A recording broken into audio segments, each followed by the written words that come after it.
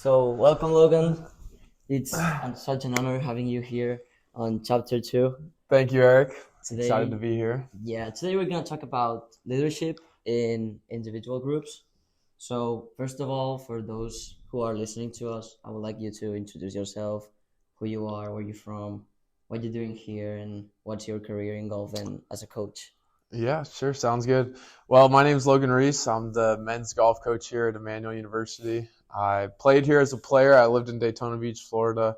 Before this, got recruited to come here, came up to the Springs, and then just fell in love with the area, the people. And then after I graduated, I became assistant coach and also assistant sports information director. So stuck around to do that. And then our head coach retired, and so I was fortunate. Our athletic director, Nate Mormon, he gave me a chance as a young head coach to give it a shot, and here I am. I love it. Second year as head coach, and I'm having a lot of fun. It's crazy thinking like backwards how it all started, how we met each other. You were like a senior and I was a freshman. So I don't know. I think that you as a senior, you were leading as an example. You were like, for me, you were like a figure to follow and someone that really inspired me. And that's something that I want to say because obviously, Well, thanks, Eric. yeah, being here as a freshman, it's kind of hard, because sometimes you know how things are working. So, what prompted your decision to transition from playing golf to coaching, and how has that transition been for you in these 2 years? Yeah, so it's interesting. I really didn't think about coaching growing up. It wasn't something I planned on doing or really wanted to do. It was really, I would say probably my junior year of college, maybe even senior year was the first time I even thought about it. I just thought about how much I love golf and being around the game. Obviously I had dreams of playing professionally, but I knew it was a really difficult life. I knew I needed to get quite a bit better, and I had friends that played professional golf and friends that played professional golf, and I knew that would be a really challenging lifestyle, and I knew when I graduated, my game wasn't good enough to make it through Q school or to be on the PGA Tour at that point. So I knew, it'd probably realistically take me 3 to 5 years to get my game in the place it needed to be. And so that was just something I wasn't sure if I wanted to commit to, but I just loved the game of golf so much that I wanted to do something that kept me around the game. And growing up, I always wanted to run a business. Like I always dreamed of being an entrepreneur. That's what led me to being a business major at Emmanuel. And so it's funny, I always saw myself running a business when I was an adult. And then I had the idea of getting into coaching, and I never realized before I started coaching how much it is like running a business. So it's funny because it's something that I had dreamed of doing when I was younger, but just in an entirely different way than I'd ever imagined. And the transition, it's been interesting. I've I've learned so much over the last couple of years, and there's so much I still have to learn. So I'm always asking advice from other coaches and leaders. Other coaches here, we have phenomenal coaches at Emmanuel and other sports, and also other golf coaches, around the conference and around the country. So I'm always trying to learn more and get better. That's nice.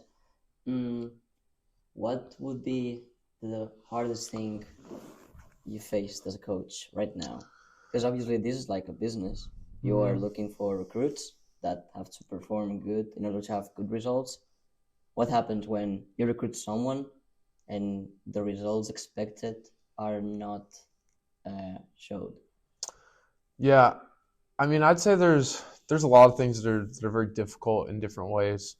There's the stuff that's just physically more difficult, like driving back from a tournament when you're exhausted. Like Hmm. a 6 hour drive after coaching for 6 or 7 hours. I mean, that's something that's physically difficult because all I want to do is sleep and just driving. And then Hmm. there's the things with relationships that are difficult. Dealing with people's attitudes and people sometimes can just be tough to deal with. So dealing with that can be emotionally difficult. And then there's really difficult choices like choosing who to recruit, choosing who to make offers to. One of the super difficult things is choosing how much to offer someone because You gotta balance how good you think they are, how good you think they can be, what everyone else on the team is getting scholarship wise. So you never want to offer someone too little money if they're a good player, because they're going to have good offers somewhere else. But then you don't want to offer too much, because what if they turn out not to play great? It's So like gambling game, like gambling game. yeah, It's it's crazy. always quite a bit like gambling, and it's truthfully, you never really know exactly how someone is going to turn out until they get here. The best you can do is just take a guess. But and I always pray about it too. Being a Christian, I pray that I make the right decisions and we get the right guys on the team for the culture and for where we want to be as a team. For you, having players on the team that obviously have shared many experience with you on and off the course, and now having to coach them. So, what challenges, if any, do you face in coaching people you once shared team with, and how do you navigate those challenges? Because I think the relationship with uh, players that are in your team that already know you better, it's different than those who are freshmen and doesn't know you. So, how is it? How do you manage that? Yeah, so I didn't really know what to expect, with how it would be at first. Obviously, you and Plow and Markel, we all played together when you guys were freshmen and I was a senior. And I was honestly a bit concerned at first, what if you guys don't respect me, or what if you don't take it seriously? And so I was a bit concerned at first, but honestly, I would say it was a lot easier than I expected, because I think you guys are great guys, and you guys Mm-hmm.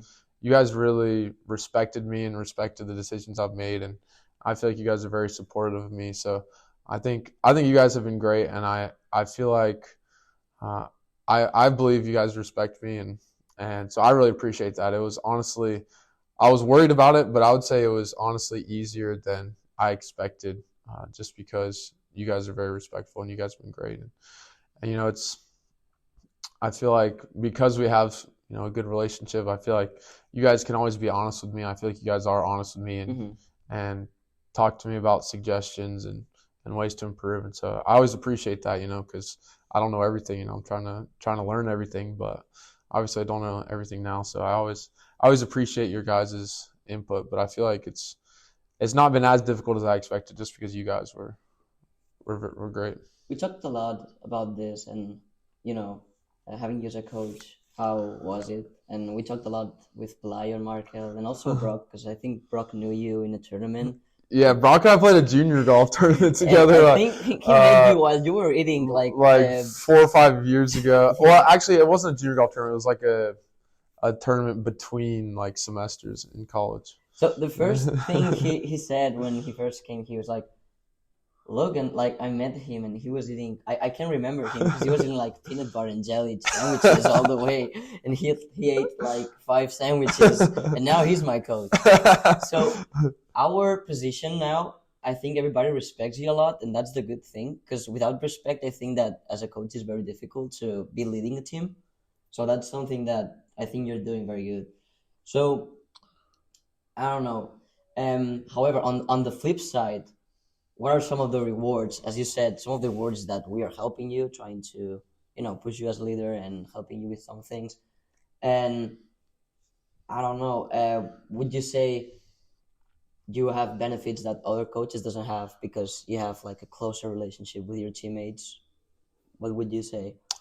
Yeah, I would say, I already mentioned some of that stuff. I feel like you guys are comfortable with me, so Mm-hmm. you're willing to come to me with suggestions or ideas. So I feel like that's a plus too. You guys aren't scared to let me know what you think, but at the end of the day, I feel like you guys still respect whatever decision I make. So I appreciate that, and I feel like just knowing you guys well, it's it's a benefit, because I know how you guys really are, because we were friends as players, and so obviously now I have to draw the line of being a coach. But I feel like I have a better understanding of you guys, because a lot of athletes aren't always as open with their coach, or the coach doesn't know a lot of the stuff that goes on, and how they are. And so I feel like it kind of gave me a bit of inside knowledge, I guess you could say, just to help me kind of understand you guys better. And so And so that's the main benefits, I would say, just knowing you guys better, but then also you guys knowing that you can come talk to me about anything. Hmm. How would you define yourself as a leader? How would I define that? That's a good question. Uh, I would say I would say I'm someone that I would say I'm someone that's always trying to learn. Like I always wanna see different perspectives. Like I don't think I'm very like authoritarian. This is the way to do it. You got to do it this way. It's my way or the highway. Hmm. This is right, and whatever you guys think is wrong. Hmm. I think I'm always open to ideas, and I'm always open to being corrected or changing my mind on stuff. If I do something one way and then another coach or one of you guys has a better idea, like I'm not afraid to say, oh, that's probably better than how I was doing it. And so I would say, you know, I try not to let pride get in the way when it comes to that. Like, oh, I know I'm right. It's more about what is best. It's not about what the right idea is or whether I'm right or someone else is right. It's just whatever's best for the team. So I try to, at least I hope, that's how it is. That's how I like Yeah, to yeah. Oh, yeah, it is like that. Yeah. look at myself. So talking about golf, what role does the team play in golf? Because obviously, the sport known by its individuality, um, we are alone in the course for playing for 5 or 6 hours, even more when we're playing 36 holes. The player is alone. Mm, what role has the team there? So I think just thinking back to me as a player, in college and even thinking back to high school, it always it always motivated me to never give up, knowing that my score was counting for a team.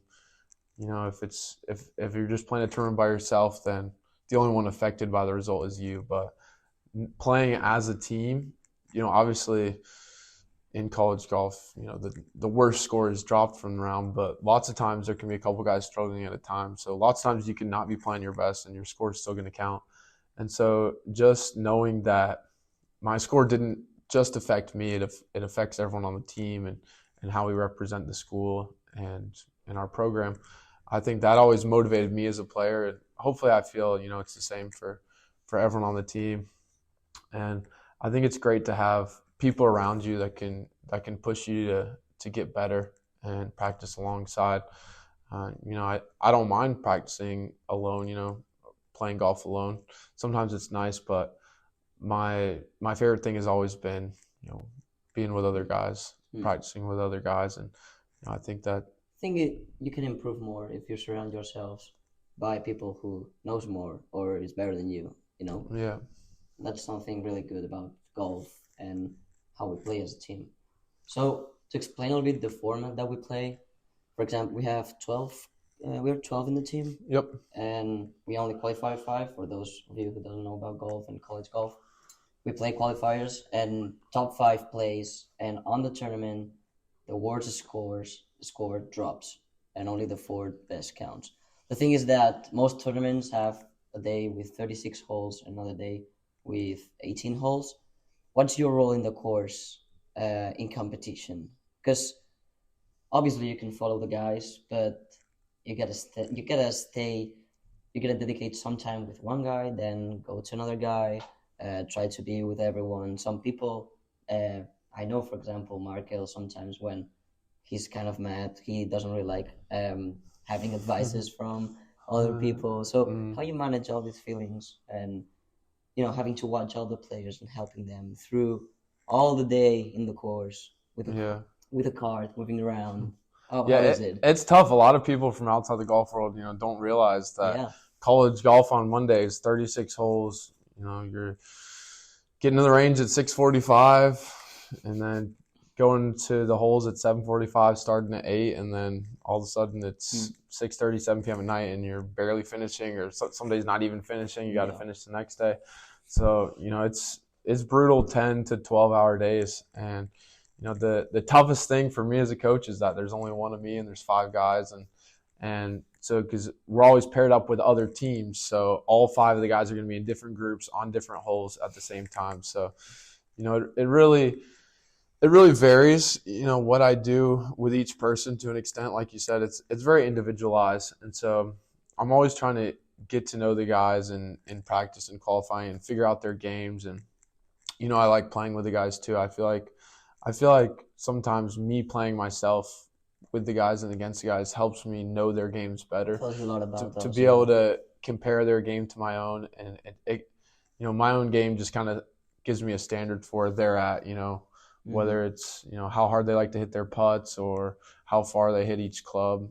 I feel like that kind of helps me understand them better, and so I enjoy playing with the guys to get to know their games better. And then it's just a matter of doing the best I can with each player. And it's I think it's super important to know your players too, because different players are gonna hit their putts at different speeds.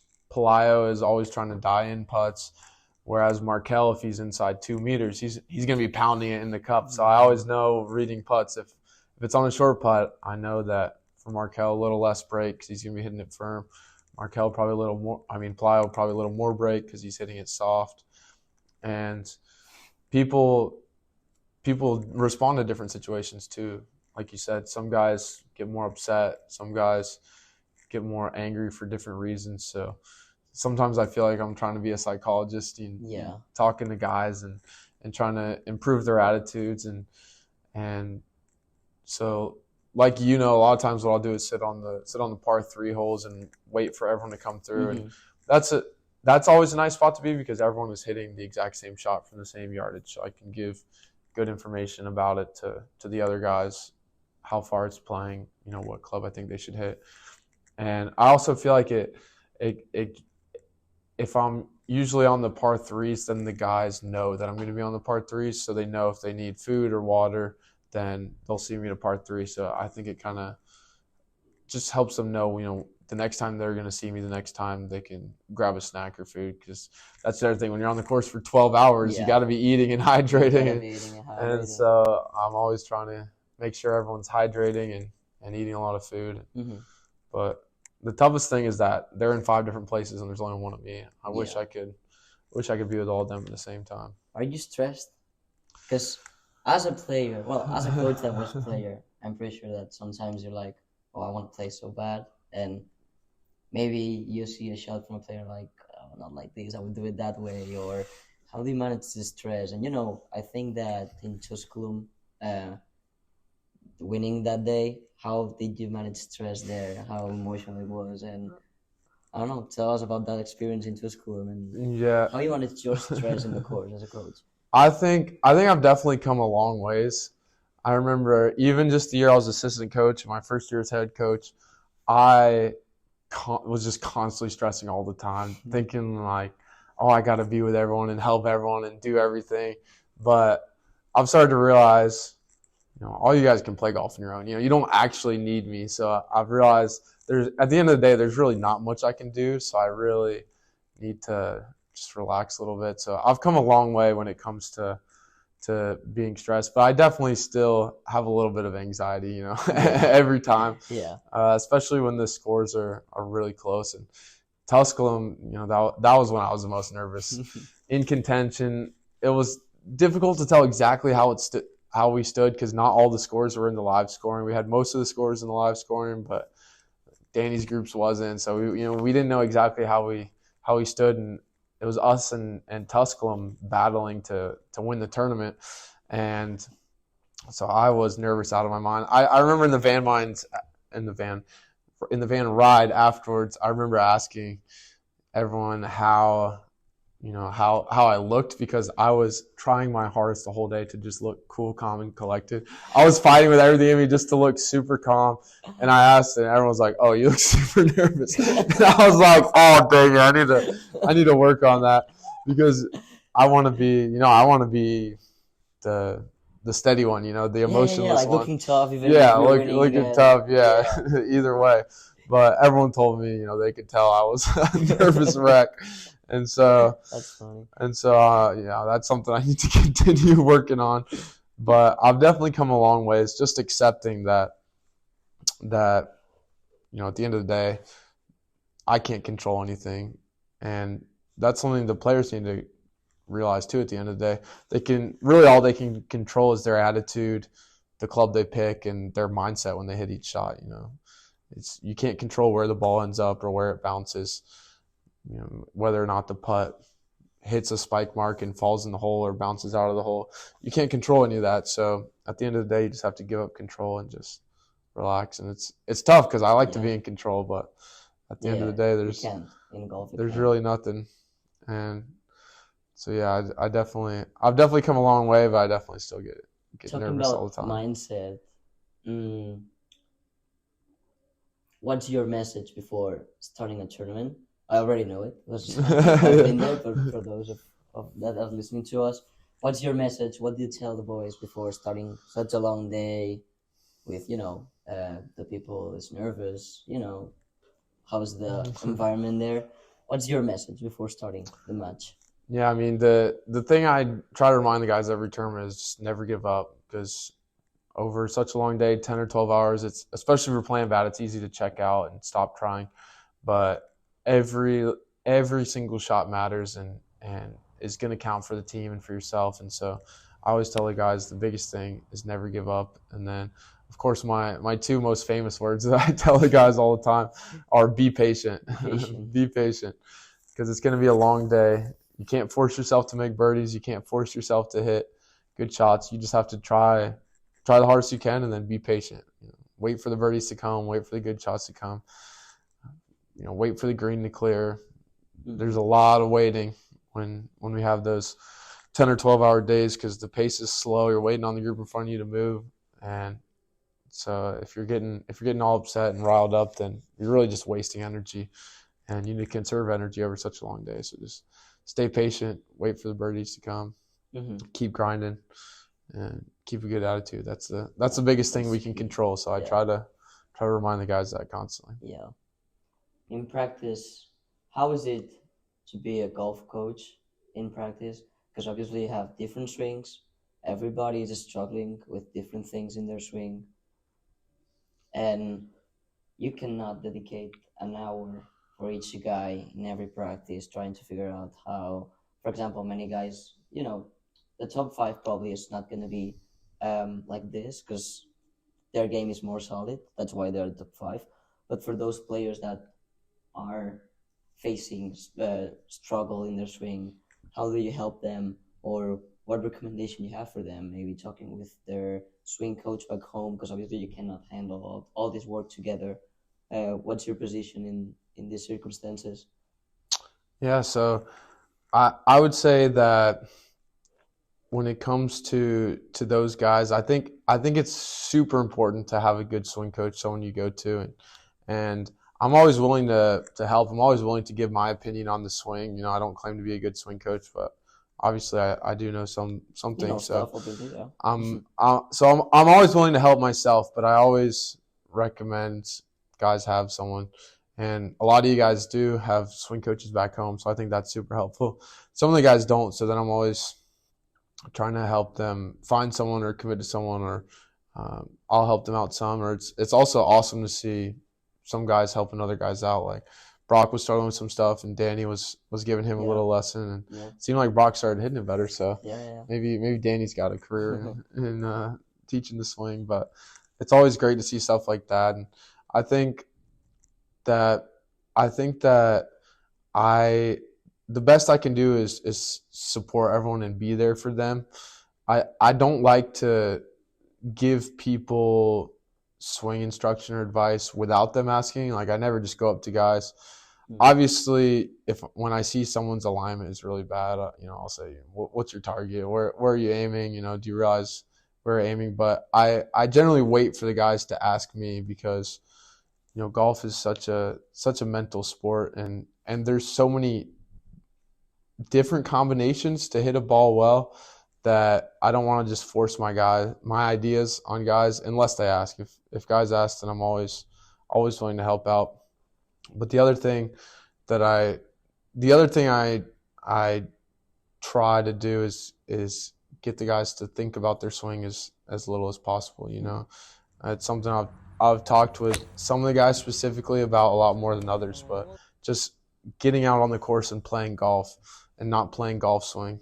it's so easy to just get caught up thinking about, oh, my left wrist is doing this and my right knee needs to be in this position and I gotta turn my hips first and then start the downswing with my shoulders and then my wrists and then Yeah, make sure I turn my wrists over, but I don't want to flip to, there's no and, way. and then Yeah, all of a sudden you have a million swing thoughts and then you're just in trouble lost. because Yeah. you can't be an athlete. That's my other favorite saying for the guys: be an athlete. Hmm.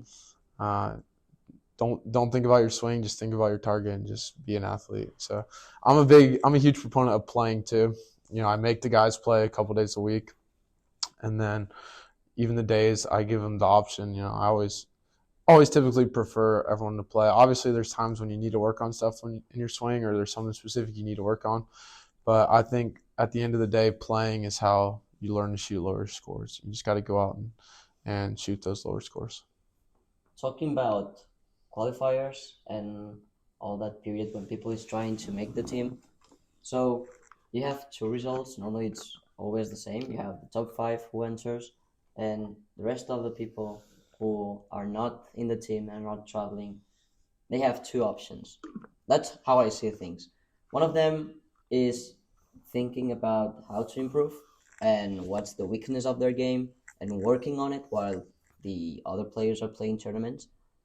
But there's another reaction that some of the teammates have, because I can recognize it, which is not fighting for it and just saying, okay, I cannot qualify, I cannot do this, it's impossible. I'll just wait, sitting on my ass until the next qualifier and see if all the planets align and try to qualify. So that's a problem, obviously, for the team. How would you push these players that are, you know, not grinding, not trying to push themselves to improve, motivated to make the team? Because for me, it's kind of stressing, and I've been talking with a lot of guys about this. I'm not gonna say names because I'm not gonna say anything, but sometimes it's like you're here to play, and if you're not playing, it's just a sign that you need to work more, or where give yourself more hours on the practice, or go outside and play more, work on your uh, short game. So for those who are not concerned, or they don't really care about making the team, why is this happening, and what can we do to change this? Yeah, I think it's a great question, and it's a really difficult thing because it can be very demoralizing if you're if you have no chance of qualifying if you're way outside the starting five. I think that it's it's it's difficult for me to keep the guys motivated while we're gone. Obviously, I'm not here, and so I think that's something I need to do a better job of. Though is keeping the guys accountable to practice when we're gone, and that's why I talked to Brock and asked him to Give make rights sure or everyone's getting to the course and still practicing. And then I still did a poor job of following up to make sure guys actually do it, because when I'm at the tournaments, I'm always so focused on the tournament. And I think when it comes to motivation, truthfully, I feel like there's only so much I can do. I feel like a lot of it has to be self-driven. It needs to be guys that really want it, because at the end of the day, I can tell guys to come to practice. I can make them come to practice, make them go to workouts, but at the end of the day, you're never really going to succeed if you don't want it yourself. And so I think guys need to ask themselves if they want it. And I think the truth is, like you said, not going to name any names, but I think there's guys on the team that just don't want it because clearly you see they're not putting the time in, making up excuses not to come to practice, um, just not doing what they need to do. And I think a lot of it is also self belief. I think some guys just don't have the belief in themselves that they're capable to qualify. And so I think a lot of it too can be short term vision. Hmm. The guys, say someone like the last week and this week, for example, say someone doesn't qualify last week, well, they might just say to themselves, well, it's the same starting five for the next two tournaments. We're not going to have another qualifier for a couple weeks. Oh, there's nothing I can do. Like, I'm just going to take the day off and lay in my bed. Yeah. They're not thinking about that next qualifier in a few weeks. Or, maybe it's a guy, maybe it's someone that averages 79. And they know they need to be averaging 75 to qualify, but someone that averages 79. Instead of thinking, well, all right, I know I need to improve 4 shots, instead of putting a plan together, analyzing their own game, like you mentioned, coming and talking to me about it, and figuring out, all right, how can I be 4 shots better a year from now? How can I be 4 shots better 6 months from now? Because realistically, you're not going to magically improve 4 shots in 4 weeks or 4 days. But instead of thinking about, how can I get to this point to qualify in the fall semester or next spring or by my junior year, they just instead think, well, I'm not going to qualify Short this term. semester, so there's no point Yeah. in trying. I'm just not good enough. I mean, there was a point in time when everyone was not good enough. There was a point in time when no one could have qualified for the team, but obviously guys have put work in, guys have practiced, been playing for years, and sometimes people just aren't as far along as other people, and so it doesn't mean that you're not as good as them. Obviously in that moment, obviously they're ahead of you, Yeah. and they're better than you, but it doesn't mean you can't be as good as them. Just because they're better than you now doesn't mean you can't be beating them a year from now. Mm-hmm. I mean, I remember when I was a player, there was only one tournament that I didn't qualify for, but I remember the feeling. I was so angry. Crazy. It was, we were playing in Greenville, South Carolina, and actually the way the schedule worked out, this tournament was like a Friday and a Saturday or something, or Thursday, and it was a weird date tournament. But we played that one and then went straight to another tournament, and so that one. So actually, I hadn't qualified for the starting lineup in that tournament either. It was we had a B team, so I think I don't remember. I was either number 5 on the A team or number 1 on the B team, but we had 10 guys playing. And our coach said that out of the 10 guys playing, the top 5 would go to the next tournament. And I remember that I tied for 5th with one of the seniors. And coach said, well, obviously I'm taking the senior instead of you. Wow. And I was so angry. I went, punched a tree. My hand started bleeding. But then, that's what motivated me for months. And then you can convert all that anger in more work, or you just can surrender. Yeah, that was in October, and then I just worked my butt off, and then the next spring made the A team for every tournament and was able to qualify because I spent months, putting the work in. Mm-hmm. And so I think guys just have to want it. I think that shows you a lot of things and how important is self-leadership and setting yourself goals, I think.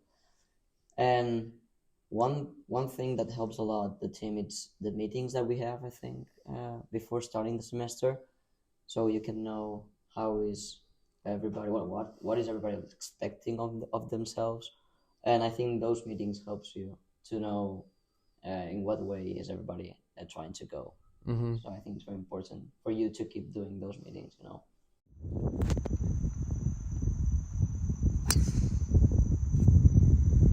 There are certain players in the team. I think Danny with the helping Brock with his swing, also Pelaya sometimes helping Sergio with his team. There are some people with his swing. There are some people in the team that act like leaders. And how do you see these leaders, and what would you how did they help you with having leaders in your team? How does this help you? I think it's super important, and I think that some people change a lot in their time here. It's crazy watching how you and Pelayo have grown so much over the years, and Markel's always been Markel. No, I'm just kidding. Yeah, He's yeah, he's yeah. grown a lot too, but it's cool to see. Like Pelayo, for example. As a freshman, he's just kind of crazy, Yeah, kind of just having fun, doing all kinds he of changed a lot. Yeah, dumb stuff, and now he sits in his room and reads and it's and crazy. studies really It's hard, crazy. and so it's wild to see how someone like him can mature and can change over the time here, and I think it sets a really good example. uh, Having you guys as seniors do the right stuff and show up on time and put in the work. Oh, that's something I gotta work on. That's something. Yeah. Uh, Exposed. yeah. I mean, you show up, not always on time, but something we can all continue. Yeah. Hey, I was late to this. I was late for this podcast myself, so it's something we both need to work on, Yeah. and something we can all work on. But I think that having I think it's important. I I've gone back and forth about having captains, and I haven't named anyone as captains this year. But I think that's something I want to start. I think that's something I need to do in the fall semester is have captains, and I even think obviously this would be impossible at the beginning of the semester because you don't know who's going to qualify. But ideally, I would have a captain that's traveling in the starting lineup and a captain that's staying home because obviously not having an assistant coach. I mean, even if I did have an assistant coach, they'd probably be coming to tournaments with me. It's tough to have someone, and that's something that really stinks about golf because in every other sport, for the most part, the whole team travels and just sits on the bench and can cheer the rest of the team on and still be there with them. They can feel attached to the team. Yeah. But in golf, you can fall apart. That's something that I really wish was different about golf is that if you're not in the starting five, which having a 12-man roster now, it's less than 50% of the team obviously is traveling. So over half the team is just sitting at home while everyone else is out on the road competing in tournaments, and so that's something I wish was different, but it's just a fact of golf. So I think since I'm always at tournaments, I think what I want to start doing is having like you and Brock, for example, this semester leading practices for the rest of the team while I'm gone. I think that's something I need to be more intentional about because it's easy for me to get so focused on that top five. Top five, yeah. Especially as we're going tournament after tournament. Last semester we had was three in a That row, was crazy. and then a week off. We had 5 and 6 weeks, 3 in a row, a week off, and then 2 in a row. So it was crazy, and it's just going and going and going. And so my focus really becomes that top five, and so it's really difficult. I need to be more, I need to be more aware of keeping everyone else motivated and keeping them working hard. So I think that having someone, it helps having people not qualified that are still motivated, they're still willing to work hard and can act like leaders like you and Brock. So I think that's something I need to be more intentional about, checking up on, setting practice times for the guys that are at home. And that's why I decided to do the qualifier this coming Monday and Tuesday while we're at the tournament, because I want everyone else competing. And so I want to play around with different ways to do that. The Belmont Abbey coach first told me that he always has his guys playing competitive rounds back home while the team's at a tournament. It's like that Monday and Tuesday, he'll have them playing 9 holes in the afternoon and keeping a score towards their scoring average. And so I think that doing stuff like that to keep the other guys still competitive is important. As a coach, and I think you're probably one of the youngest. Well, you're the youngest coach in the conference, that's for sure. Yeah. I don't think there's anyone younger than you. How is your relationship with our coaches, and what have you learned from other coaches? Maybe not only about golf, but also about workouts. Um, maybe having your team going to class, how to push them to do, activities that maybe are hard to motivate people. How what advices did you take from other coaches? Yeah, I love chatting with other coaches in the conference. Derek is pretty young at Barton. He's He's a coach in yeah, Barton. Coach Ham. Okay. He's only a couple years older than me, and they've got a really good team, top 25 in the country Mm. the last couple years. So he's someone I ask for advice a lot. Jason at Belmont Abbey, he's someone I ask advice for a lot, and so I go to them with different questions. Some of it has to do with recruiting strategies, and it's funny because a lot of this stuff different coaches do different ways, and there's good teams that do stuff different ways, and so when it comes to like recruiting, like Belmont Abbey for example, they've got probably 12 guys on the team that average like 74. So they just have a bunch of those guys that average 74. Where somewhere like Barton, it's like they've got a few guys that average like 72, and then a few guys that average higher. So there's some teams that go for like balance and a bunch of like good players, and there's some teams that go for like a few great players and a lot of like not as good players. And so there's a lot of different strategies to that, just trying to figure out what's best, what works best, and then it can just be little stuff like asking Derek how what the key is to having such a good team. And at the end of the day, a ton of it just comes down to recruiting. You gotta recruit good players. At the end of the day, that's really the most important thing to build a good team. What do you look for, players? I mean, what what's your sign to say, okay, I need this guy in my team? Uh, Being a hard worker is what I always tell recruits is I think the most important thing.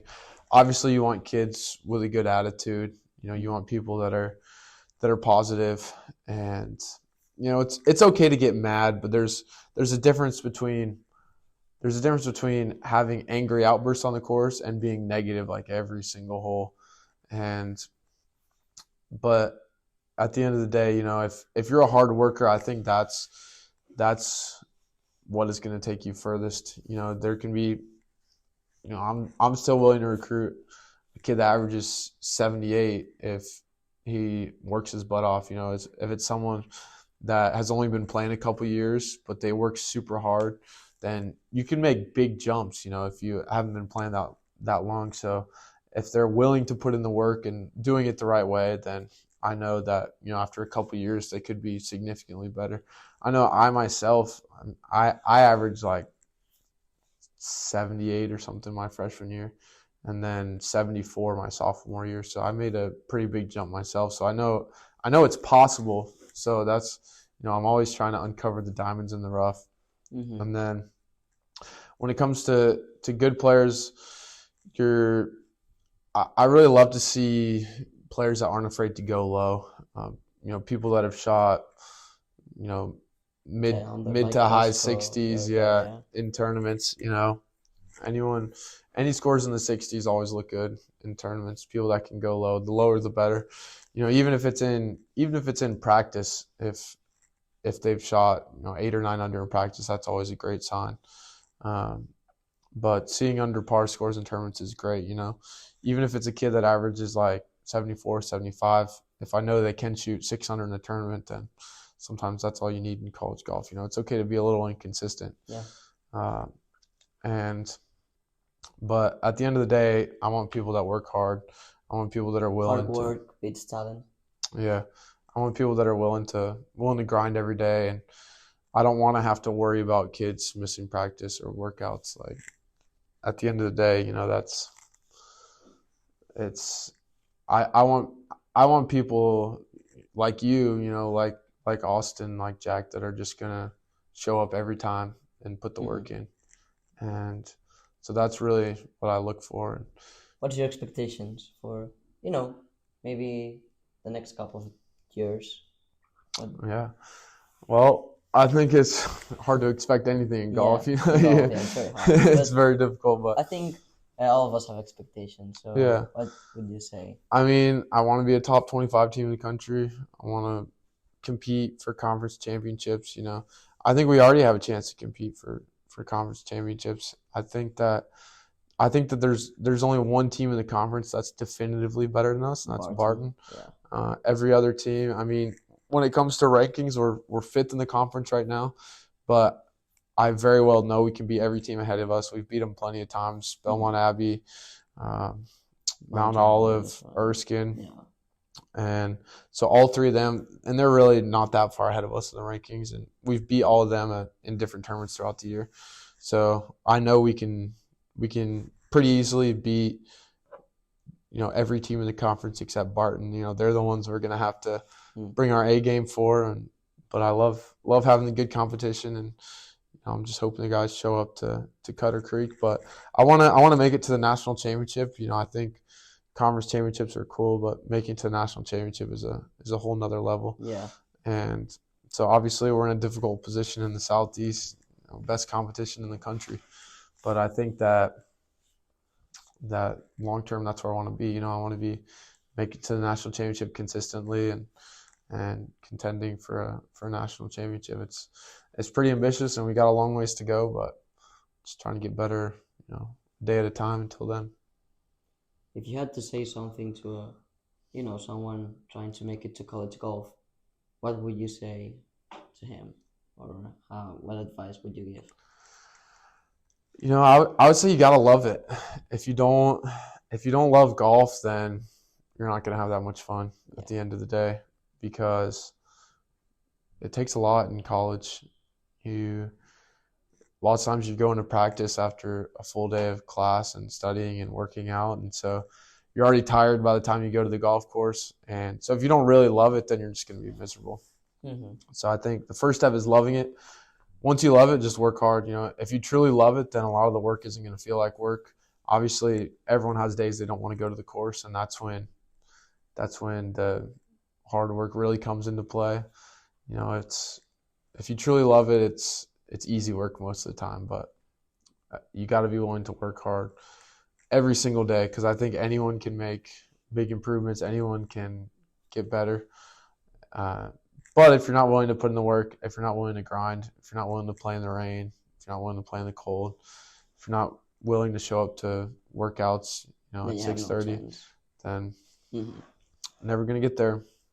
And what advice would you give to someone trying to lead a sports team as a leader? What's your message? What's your advice? I would say ask questions. I think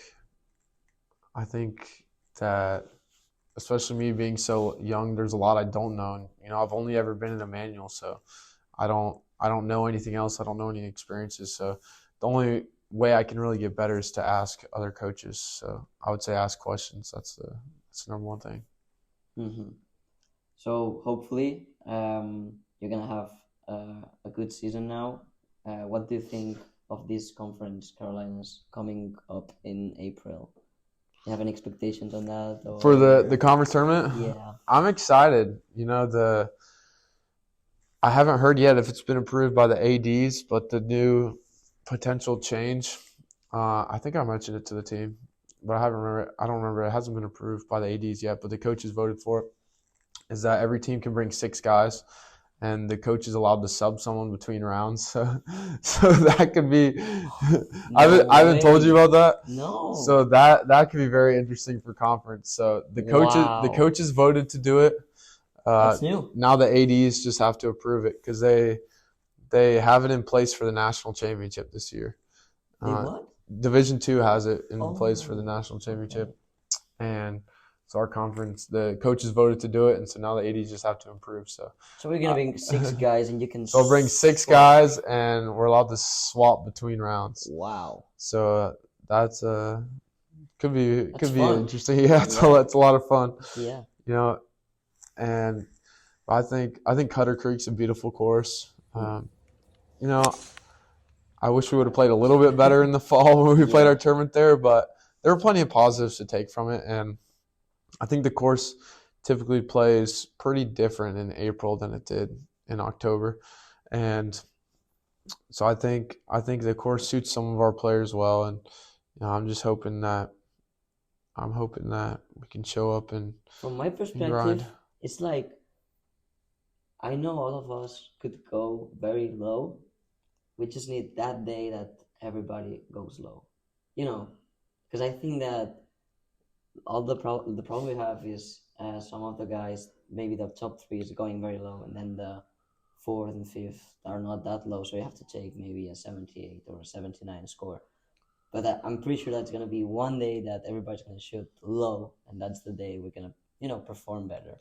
Yeah, And I that's I something I'm really expecting in conference. I think I don't I know. know everyone can do it. Yeah, I know everyone on the team has shot under par in practice, and most of the guys have shot under par in a tournament. So we just need everyone to do it on the same day, yeah, so on we the don't have to same take day, and that's it. And that that will be the glory big for score. us. Yeah. Yeah. Well, hopefully, Hopefully it's conference. yeah. I'm wishing you the best luck. Hopefully, I can be there. But it's been a pleasure having you here and talking about golf leadership. Also, we talked a lot about psychology and how players manage difficult times and motivation, self leadership, goal setting. Talked about many things, and it's been a pleasure having you here. And I'll talk to Thanks you for having me, Eric. another time. It's been a pleasure. It's been a pleasure. And we're gonna see you maybe the next week. We still have to figure out something, but maybe next week we're gonna release the other chapter, chapter 3, and we're gonna have a special host, so and a special guest.